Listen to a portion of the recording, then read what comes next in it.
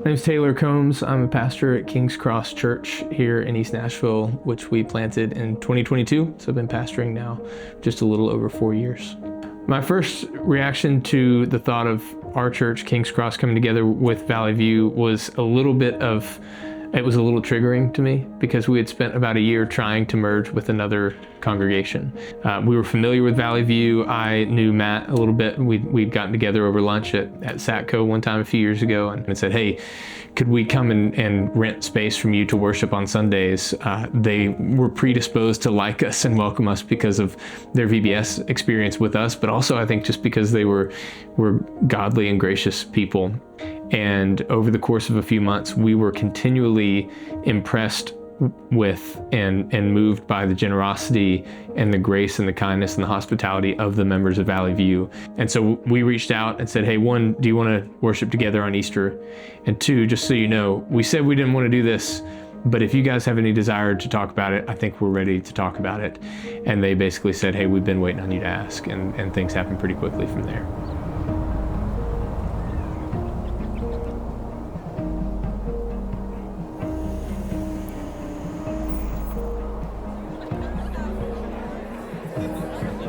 My wife Shirley and I joined the church, I want to say approximately 13, 14 years ago. It's been almost 2 years now that we have been struggling. Here's where God's providence comes into play. We were blessed with a really amazing interim pastor who was able to help us identify problems. And, we were hurting at the time, and he helped us get back on track, so to speak. That was Matt Wilson.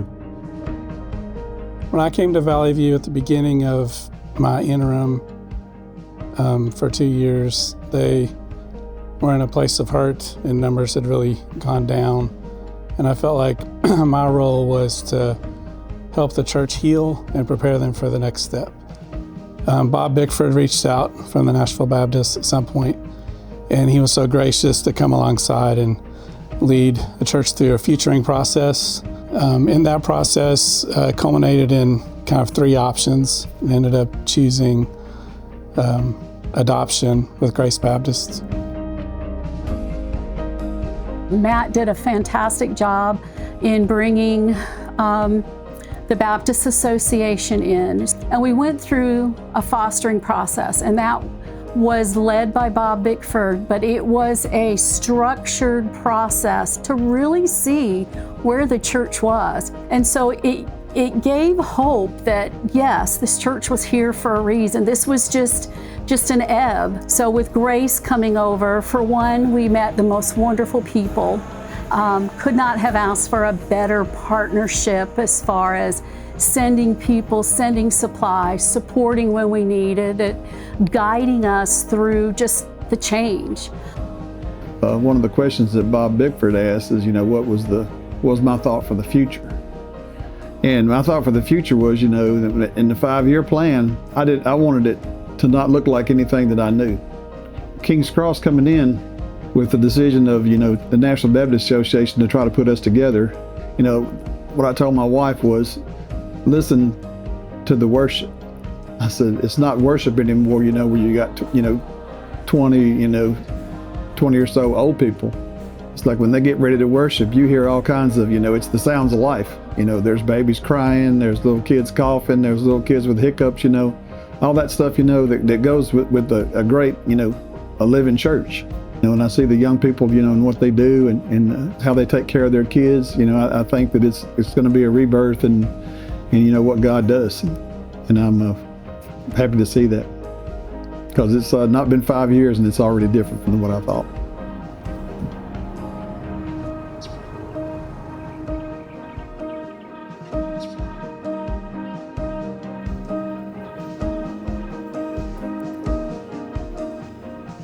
I think that we will look back and be amazed by God's provision and the way that he was coordinating things behind the scenes. I had dinner recently with a retired pastor who's kind of a spiritual godfather in Nashville, and I'd be hesitant to speak with his degree of confidence, but he at one point in dinner leaned over the table and looked me in the eye and said, I'm certain that your generation is going to live to see the next Great Awakening. gosh, I don't know if he's right, but I would love to say that God's strategic maneuvering of churches and buildings and locations and plants and revitalizations and all this was setting the stage for renewal and revival that could happen in our city. Just because a church is declining and dying numerically doesn't mean that its remaining members are declining and dying spiritually. And we've been so impressed by the spiritual maturity and godliness of the remaining members of Valley View that have been life-giving to us. And then one of the leaders from Valley View said, moved to tears, quoted scripture that talks about, Paul is talking about the resurrection. The words of Jesus came to mind where he said, unless a seed falls to the ground and dies, it can't bear fruit.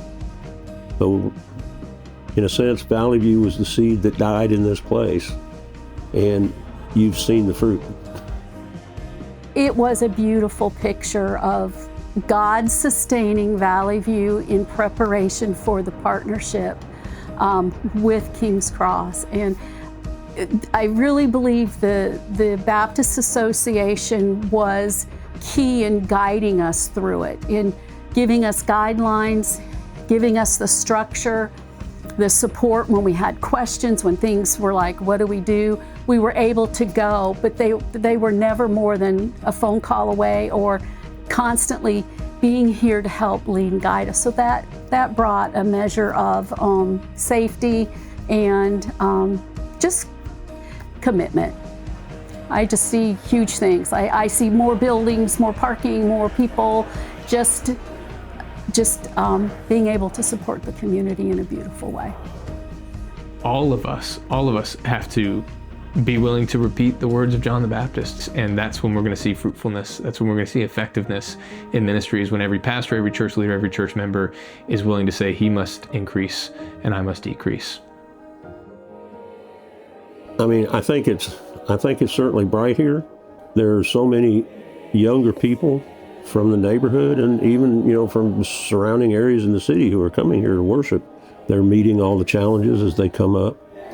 And I think the future here is very bright for the gospel in East Nashville.